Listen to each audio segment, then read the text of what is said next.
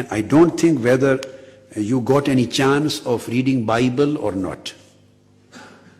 This is not a law made by Quran.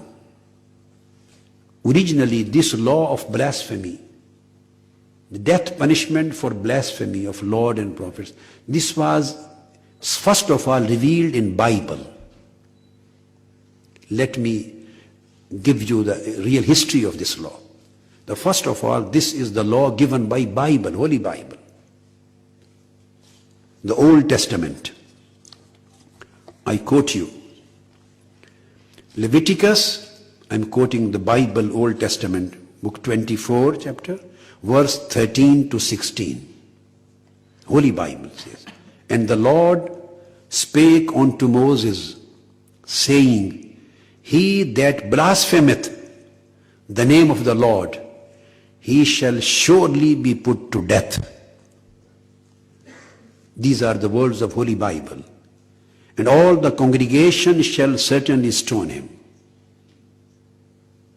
And there are many other references. Then time came of Jesus Christ. Gospel appears in New Testament. He did not repeal specifically this law of blasphemy, that the blasphemous should put to death. This would be the death, would be the punishment. Holy Jesus Christ also specifically did not repeal, did not abrogate this law. But he didn't speak on this subject separately. Whatever he said, the Holy Christ, Jesus Christ, he said, whoever, now I'm quoting again Bible, but New Testament, Gospel. Holy Jesus Christ said, "Whosoever speaketh against the Holy Ghost, it shall not be forgiven him, neither in this world, neither in the world to come." It is in Matthew 12, 31, 32. Then it comes in Mark again. "But he that shall blaspheme against the Holy Ghost hath never forgiveness." The Holy Jesus Christ, who is the fountain of forgiveness for the world, who is the fountain of love and fountain of mercy for the world, he excluded this thing. It is in Mark 3, verse 29. Then in Luke 12, verse 10, again Holy Christ says, "And whosoever shall speak a word against the Son of Man, it shall be forgiven. But unto him that blasphemeth against the Holy Ghost, it shall not be forgiven." And the Leviticus, which I quoted the reference from Holy Bible, there are again three places, 24:14, 24:16, 24:23.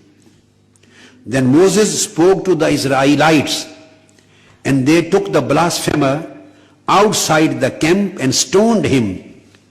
And Israelites did as the Lord commanded Moses.